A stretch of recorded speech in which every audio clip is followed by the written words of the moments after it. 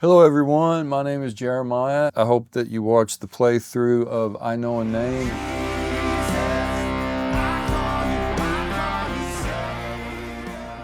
And now I'm just going to do a walkthrough of the gear that I use and kind of what I did on the different sections of the song. I first want to show you this guitar, and I'm not going to dive deep into specifics of kind of woods and different things like that of the instrument. I just use this one a lot in a worship context because it's first and foremost, I'm a bit older and it's very light. So that's not first and foremost actually, but the lightness of it really helps. This guitar weighs in at about 7.5 pounds. But it has a really, really resonant tone. We have gold foil humbuckers here, the mini here, and then the regular size one in the bridge. Super easy to play. The neck is really flat. And I found that it stays in tune quite well. This is the Harmony Jupiter thin line. I think part of what this is actually considered as a semi-hollow guitar because the wood on the inside is chambered, so you get a lot of resonance without any feedback. Also, if you play this thing just straight acoustically, so to speak, you find that it's a pretty loud guitar.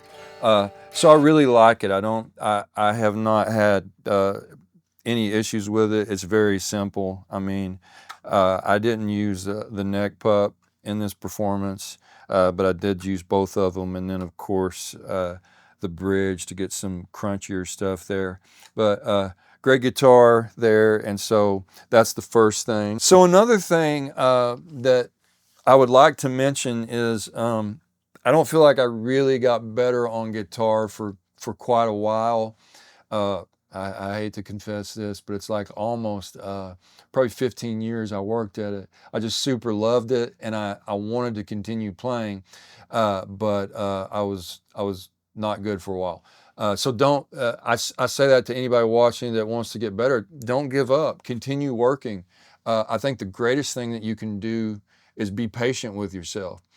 But one thing that helped me immensely, for a long time, my pick grip was super weird, and it would cause me to drop picks.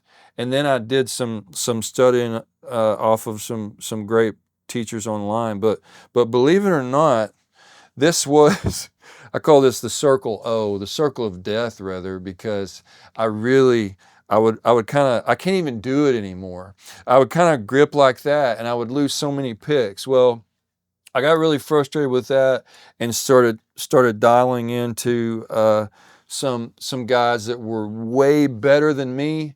And one of the first things they said that they did is they kind of hold their pick like so. This took me, and kind of a pro tip there with that is one really great player told me, you really only want the thickness of your low E string out on your pick, okay? So this means you're going to be super snug close to the strings at all time, which requires an element of control as well. But you just want enough out. Like my thumb is literally covering, oh gosh, what, probably 90% of the pick. Now that in itself is hard to master. I feel like that took me a couple of months. But the thing that was just a godsend, just literally, and I'm just going to be honest with you, I feel like the Lord gave me this idea. I came across Gorilla Tape, guys and girls, and what I do is I put it on the back of my pick, and I don't do any finger picking. Well, I do some hybrid picking in this song, but what's kind of nice is I just, just a small piece of Gorilla Tape will last, obviously depending on how much you play, but it lasts me at least a week before it wears out. The beauty of it, and I saw this, and I didn't ape my idea off of Paul Gilbert because I know that he does this too. He advertises, I've seen some different posts where he advertises this liquid tape. I think that would probably be a lot messier. But he's super awesome. If he came over to my house and said, hey, use liquid tape, I would use it because he's incredible. But what I found about the Gorilla Tape, you can see here, I'm pulling on that and it's going nowhere. Okay, so no more drop picks, right? Learn your pick grip and have it just kind of like that. And the second thing that's, to me, probably even the primary thing is, I've heard guys talk, okay, well, if you want to finger pick, if you want to go into a finger picking part, just tuck your pick away. I think that's a great idea. But there again, when you do that, one of your digits of your right hand, which you could be using for finger picking, is now assigned to guarding your pick and making sure it doesn't hit the floor. And that's, you don't want to do that. So check this. I can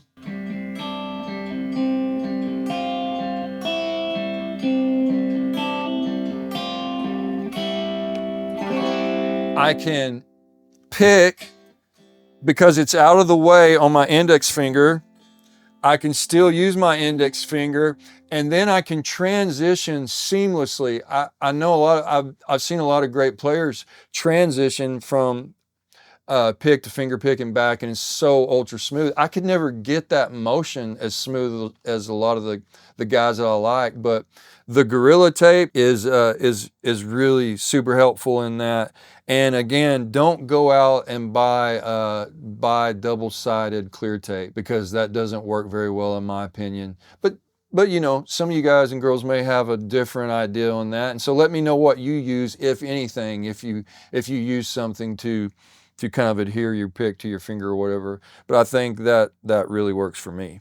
Then we'll go and take a look at the pedal board here. The first thing you probably noticed if you're familiar with this song is I was playing it in the key of D, or D position. I don't necessarily mind the key of C, so to speak, but I really like, when I'm playing, to have some open strings that are in the key of the song to rely on. And I use that a couple of times in here that we'll talk about later. So to achieve that, if you wanted to play in D position, you have one of two choices. You're either going to need, obviously, a secondary guitar to drop it down a whole step during the performance of that song, or you can use what I use, which is a whammy drop tune, and it's great. I've had this on my pedal board for over a decade, man, probably closer to 15 years, I would say, and I haven't had any issues with it at all. The pots obviously have gotten a little dirty. You'll notice when I turn it, it kind of, sometimes it wants to act a bit weird there. But basically, if you want to drop tune, you have that option going low. And if you want to pretend it's a capo, you have that option going high. And so that helped me in this one. Only thing to watch for when you do that, my good friend doing the video here, we were talking about this earlier, your guitar is still going to be putting out the sound of what you're playing in. So I'm playing in D, and it's going to be playing the D sound. However, I'm dropped a whole step down. So that's really not a problem at all when you're rocking with a whole band, but keep in mind that's kind of a thing. And there's almost no latency on this pedal whatsoever. Digitech does recommend starting it, putting it at the front of your board. Next thing here is a Lely volume pedal. I've really struggled with finding a volume pedal. I guess that, what do they call that? Like throw, where there's a long travel on it. And this guy just works wonders. I am a big Strymon fan.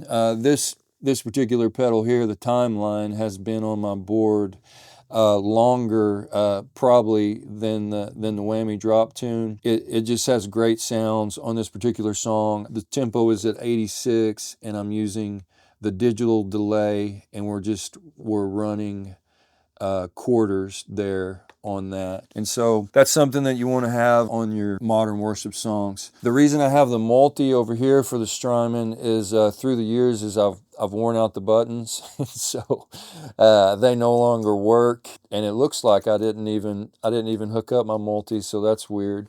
If I have it hooked up, you can set it in such a way that you can switch between delays. I had a little more delay, or a little less actually, on the B part that I was using, and in the playthrough I never clicked over to that, so this was kind of a moot point. And then the Peterson Strobo Stomp. I tune pianos part-time, and I'm really a big fan of anything that Peterson makes as far as that goes. This particular pedal advertises, I believe, y'all check me on this, it's like a 0.01% accuracy. And so I really think it's a great pedal. Of course, you can get your instrument in tune really well, but if the intonation is messed up on your guitar, then that's going to be a problem too. So it does help. Over here, I'm kind of one of these guitar players that when everybody picks a certain thing, I don't like to pick that. A lot of guitar players prefer the Line 6 Helix, and I was like, well, everybody's doing that, so I don't want to do that. So my research led me to Fractal, and I decided to go with the Fractal FM9.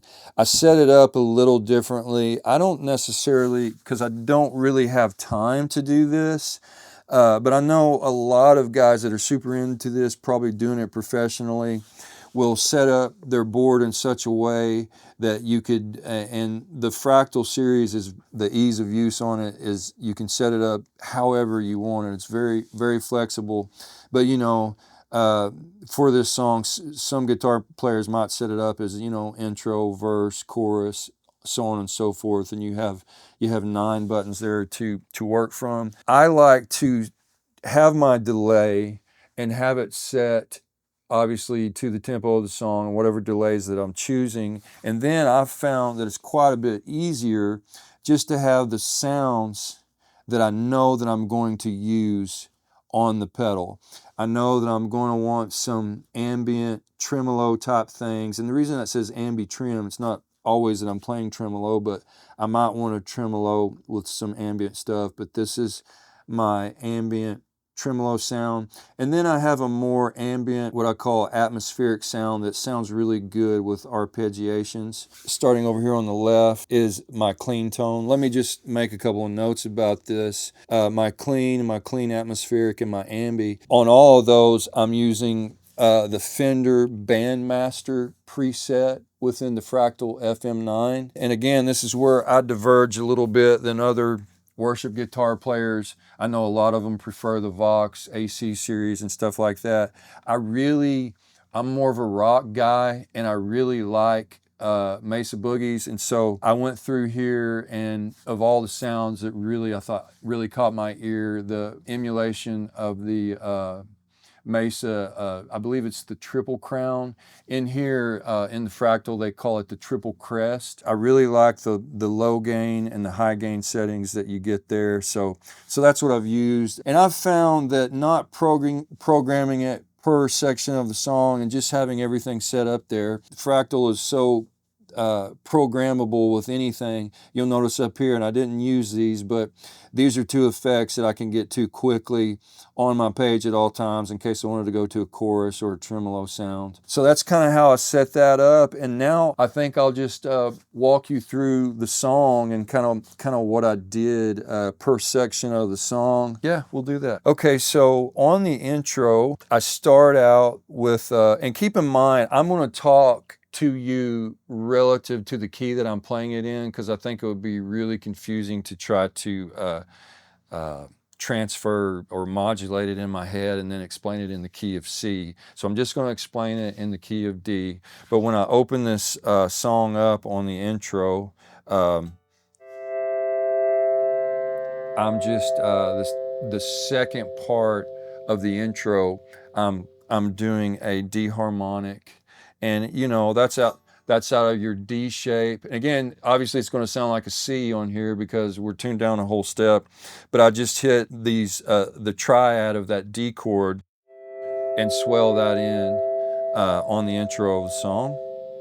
Okay, so, and I swell back down because it is a D, or it is the 1 chord. Make sure that you roll it down before. It sounds okay on the flattened 7th, the chord coming up next, but you may want to taper that volume down on that before they get to the next chord in the song. So that just kind of gives a little bit of ear candy there. And then when we go to the first chorus, we have a low gain setting, and I'll just play through the song, the chorus rather.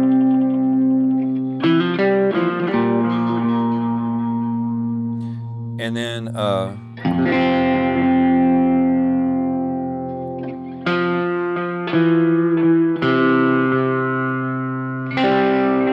kind of, you know, rinse and repeat on that section. This lick here, and let me turn my delay off for just a second. In the mix, it sounds good, but it's kind of annoying me there. Is just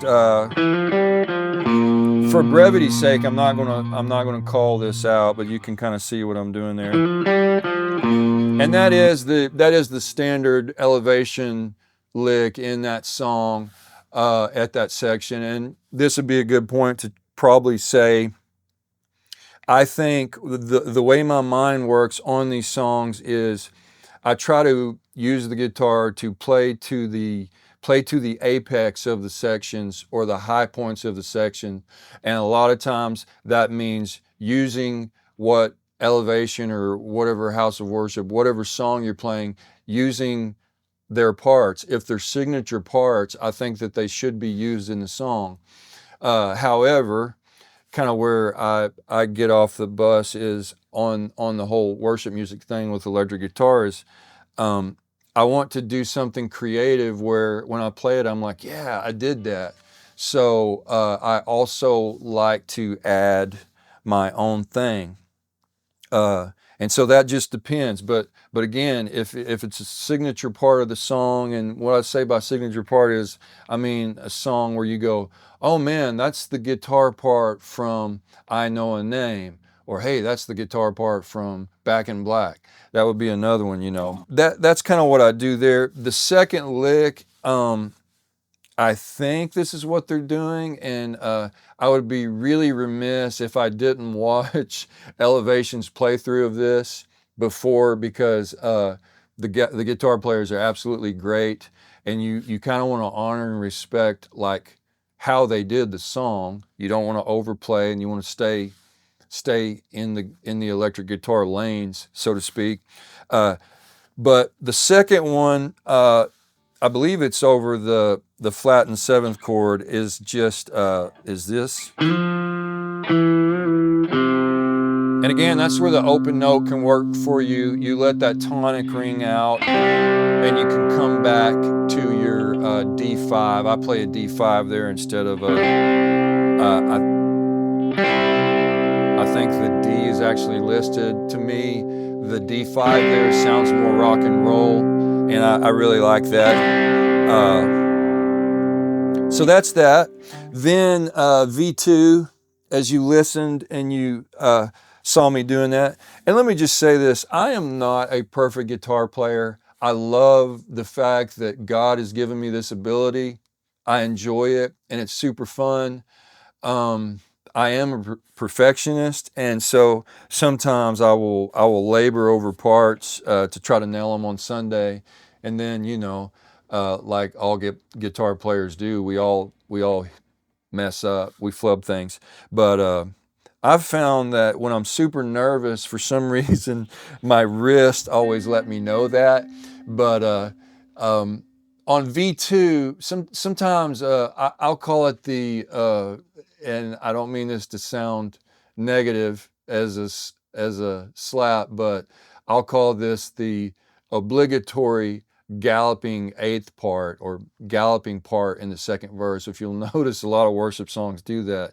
They have a down chorus, and then we go to V2, and it's like if it's a 4/4, it's a dotted eighth rhythmic part or something like that. But that's also in this song, and I'm not knocking it, it's a cool part. But again, I'm just on string 3, and I'm trying to, first we want to palm mute.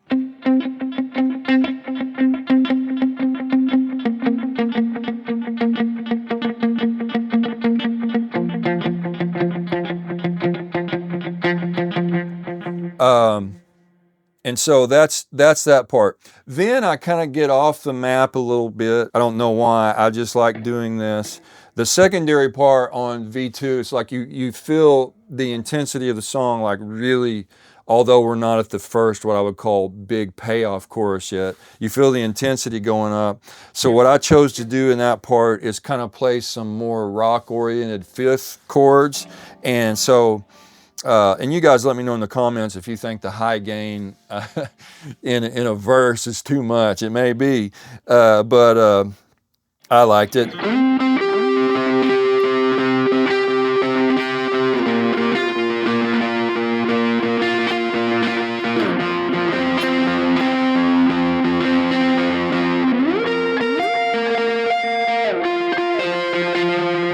I'm just playing fifths there the whole time, so I'm playing the D5, then the C5, the G5, and then I believe it's a C5 I take up here to the G, which rolls us around to what the first big payoff chorus. Sometimes I know guitar instructors, they always say on numbered beats, on down beats, you always want to be downstroking.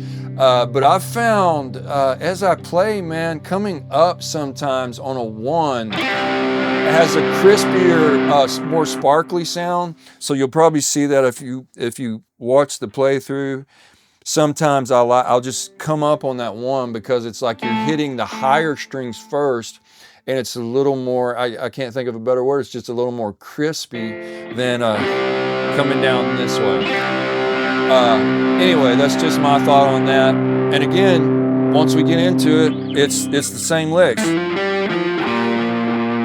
Except I like to change it up a little bit. So we have the part 3, 4, 5, 6, 1, 2, 3. I do just a C, E, G there, arpeggio, and then this is where I diverge from what you hear on the elevation recording. And to be completely honest about it, I don't even know. I was talking this out with my friend earlier here, Caleb.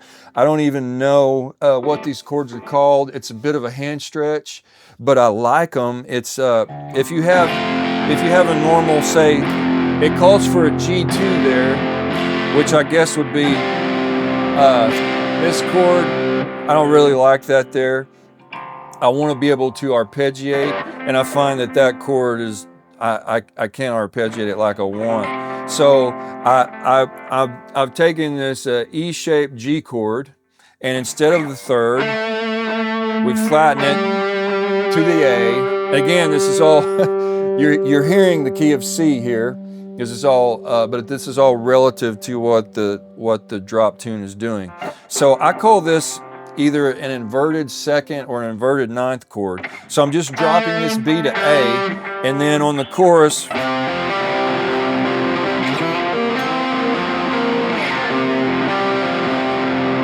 I'm just playing, arpeggiating that back to, you'll see me slide up to the C and then to the G, turning back around to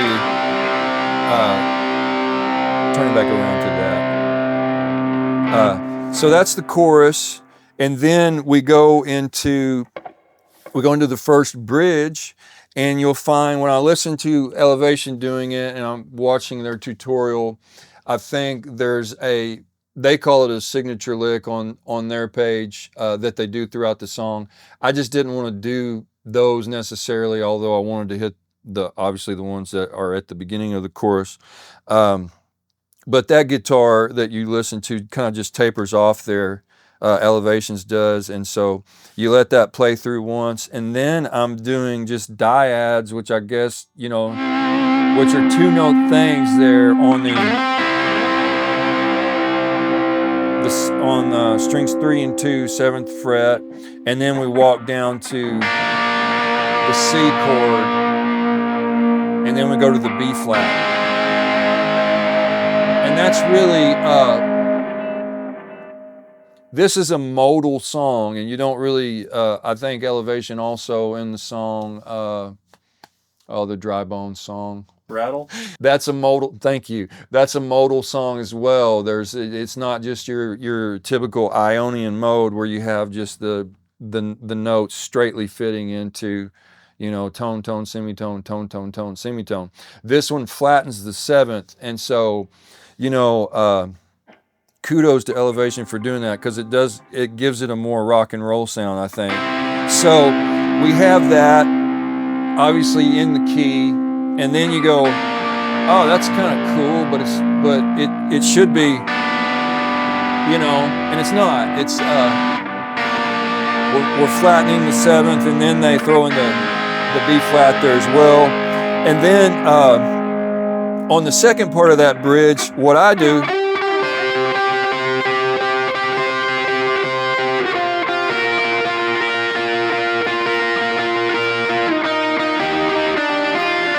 And I don't think I played it exact proper there.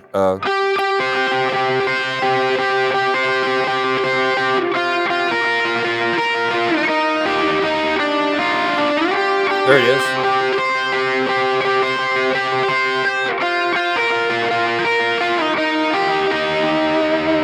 is. That's what I do, and again, that's a kind of a fifth setup.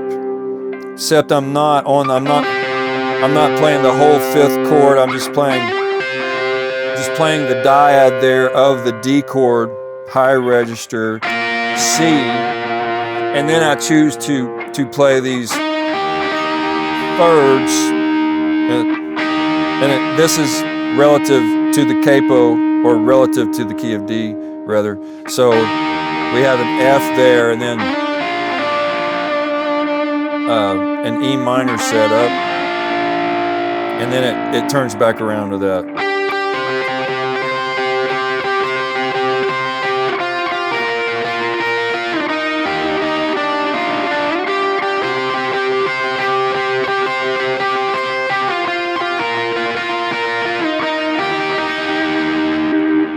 And there I found the transition into the instrumental part with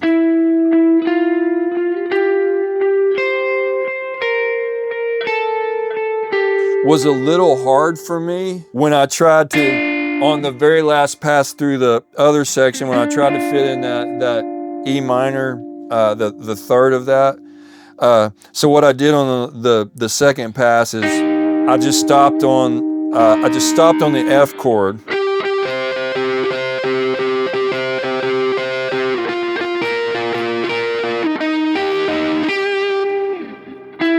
And that takes us to this.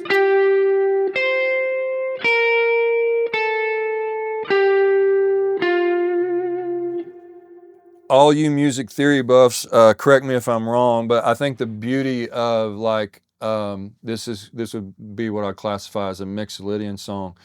This is in key of D, but the beauty of it is that Ionian or normal key of G works perfectly within it. You just have to start. You start on the beginning note of the key, so everything in the key of G works. Just start it on the D note, D, E, F sharp, G, A, B, C, D. And that's exactly what they've chosen to do here. They start with the third of the D, the F sharp. And again, sorry, relative to the key of D, this is actually, you're hearing it in the key of C.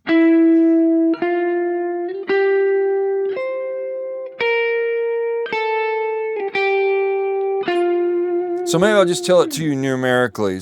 7, 1, 2, 5, 4, 3, 2, 1. And then back onto the 7. I think that's right.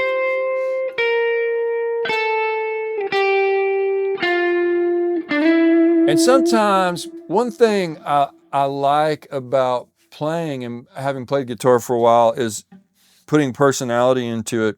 You know, to me, the part is super cool, and it goes on there in that particular section for a while.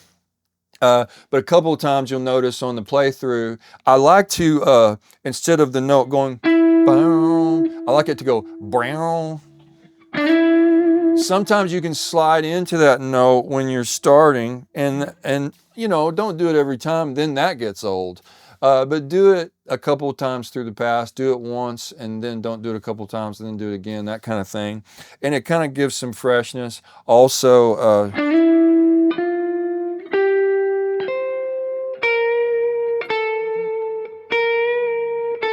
that note, oops, I hit the wrong note there. So the C note can be gently bent up there occasionally too, and it gives it a little more flavor than just nailing those notes without doing anything there. So you know, have some fun with it, put some personality into it. And then, so the bridge continues on, and it goes back to the dotted eighth thing.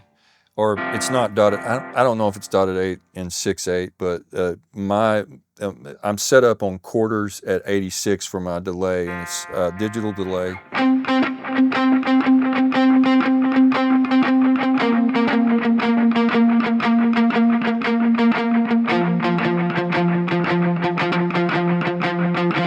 And I think the song does that. I play that through a couple of times, and then this is where, again, I kind of get off the bus and do something that I want to do. I want to continue playing rhythmically on that Dead Things Come Alive. It does the galloping delay. And then, I really don't know what these chords are called, but if we go up here to our G chord, I would call this like, first of all, I'd call it rock and roll because it's freaking awesome. Especially, man, listen to that. When you rake up on that, it's just beautiful. You can't beat that. But I would call this kind of a stacked fifth, and this is not Andy Summers from the Police. He calls his chords that he made that kind of made the Police famous. He calls those stacked fifths as well. But I'm saying in terms of the notation of the chord, what we have the 5, the 1, 5-1, 5-1. So yeah, I would call that a stacked fifth. But what I'm doing there on that second part, on the Dead Things Come Alive, you know, the song's building up, the drums are intense, and we're there. I'm just playing those. I'm playing the D stacked fifth. I think I saw Joe Perry from Aerosmith likes this chord. Is where I kind of learned that. It's beautiful because it doesn't have a third in it, and it fits in a minor or major setting and sounds, again, really rock and roll. So D there.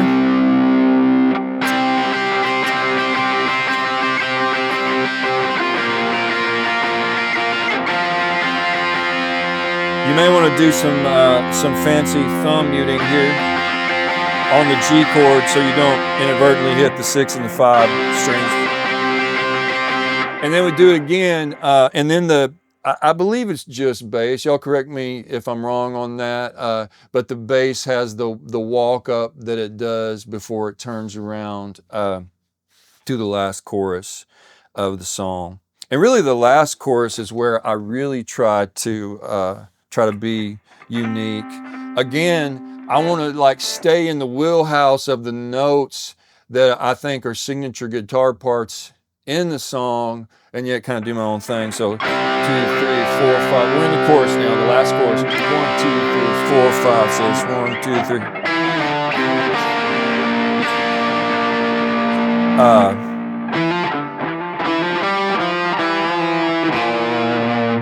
What I'm doing there is, so we're playing the 4, 5, 6, 1, 2, 3.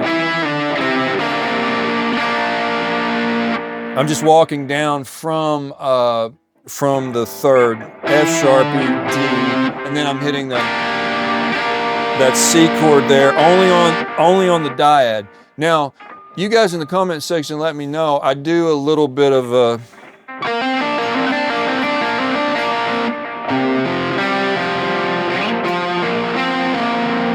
Do a little bit of that kind of thing there, which is just a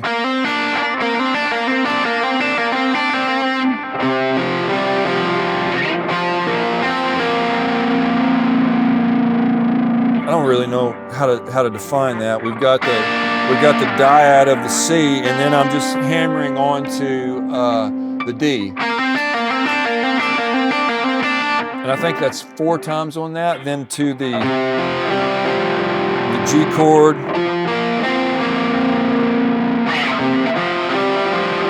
And then on the second one through is where I really kind of want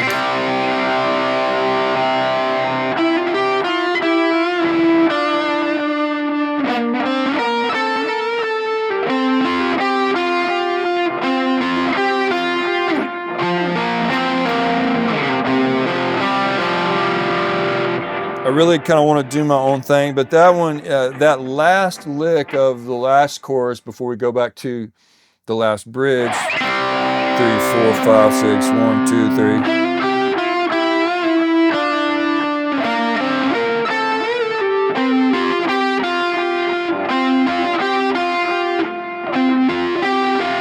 Is, well, let's just talk through it. So we open up there, 1, 2, 3.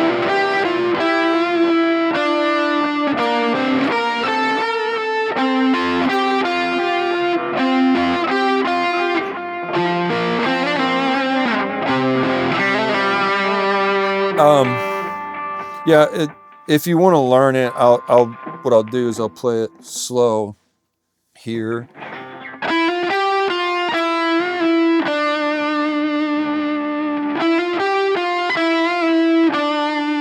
So I'm on the F sharp, walking up to the G note.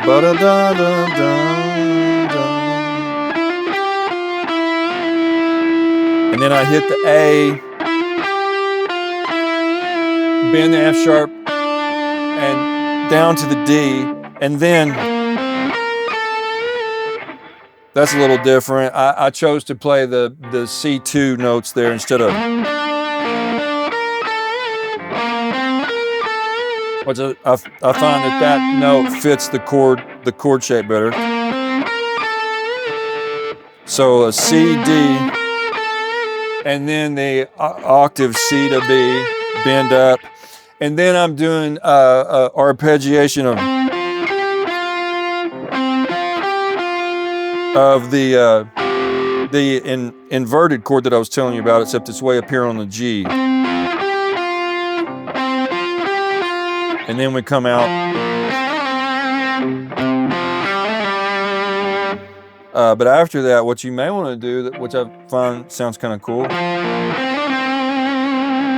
And again, on elevations, there's a signature lick that they're doing in this part, so there is space there on electric guitar to, I mean, don't do my part, do your own thing, you know. But, so I've got the C here, and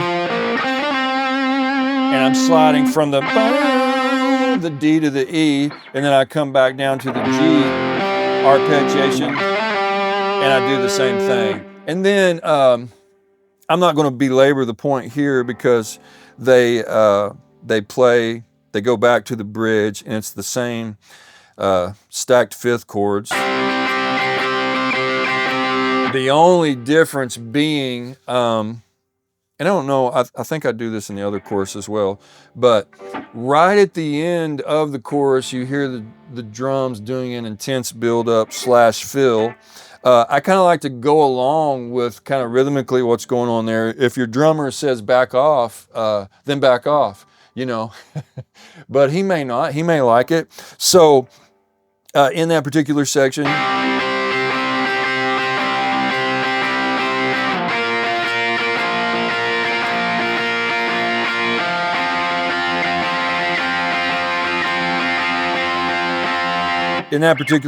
I'm when we roll back around toward the end of it,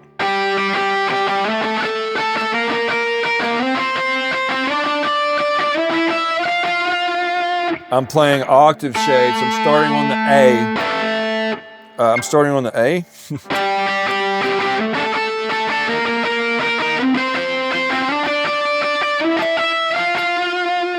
and ending right there on the G, just going up that scale. Again, it's simple to remember as a G scale, just starting on A, because you're going to be hitting all those notes, A, B, C, D, E, F, G, and that takes you back around to, man, I could do that all day long. That's just awesome. That takes you back around to the chorus. So that particular thing is just try to fit it in with the drums and play along with that, and then I mean that really takes us to the out part. Now on this particular version of Elevation, there's a lot of beautiful piano playing and stuff going on, and I'm not going to belabor it. I showed you earlier, but it's just again